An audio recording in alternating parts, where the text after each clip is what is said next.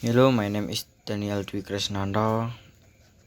I am from class 11, Machine 1, number absent 7.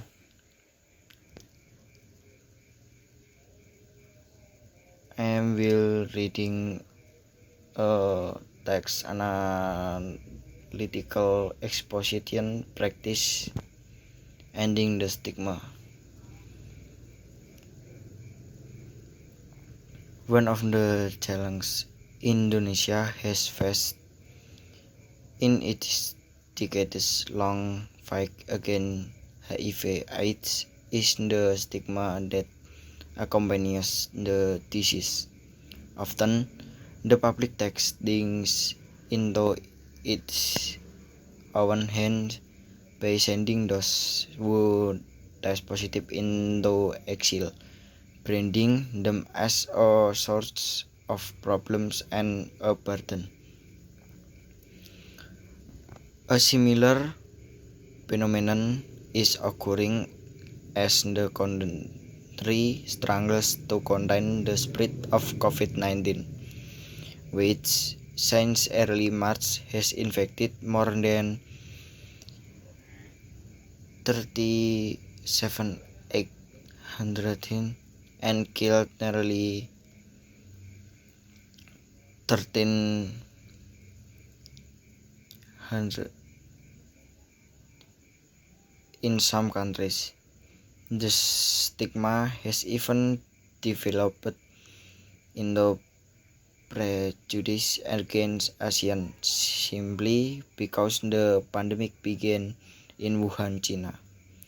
A survey conducted in August by the Lapor COVID-19 or Report COVID-19 community in collaboration with researchers from the University of Indonesia or UI Faculty of Psychology discovered that stigma surrounding COVID-19 patients and survivors did not subside.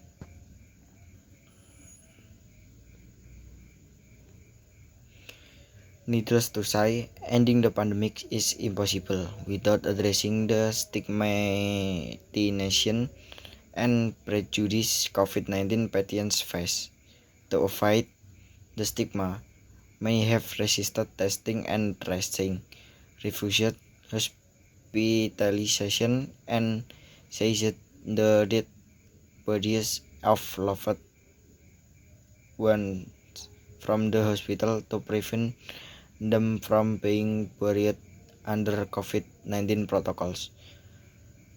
On November 19, the Jakarta administration will begin enforcing a new law that stipulates a maximum fine of Rp 7.5 million for obstructing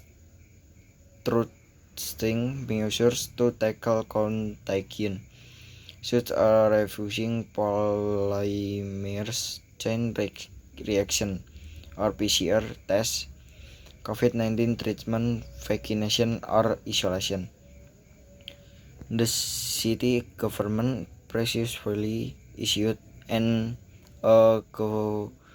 gubernatorial regulation that outlined punishment for people who did not wear masks in public and business owners who failed to enforce social distancing in workplace. The penalties ranged from 1 hour of community service and progressive fines to the withdrawal of business permits. But according to the 2011 regional government law, only regional bylaws or higher levels of regulation can legally establish fines. West Sumatra and now Jakarta are the only provinces that have enacted laws to deter people from undermining the government's effort to win the battle against COVID-19. The 2018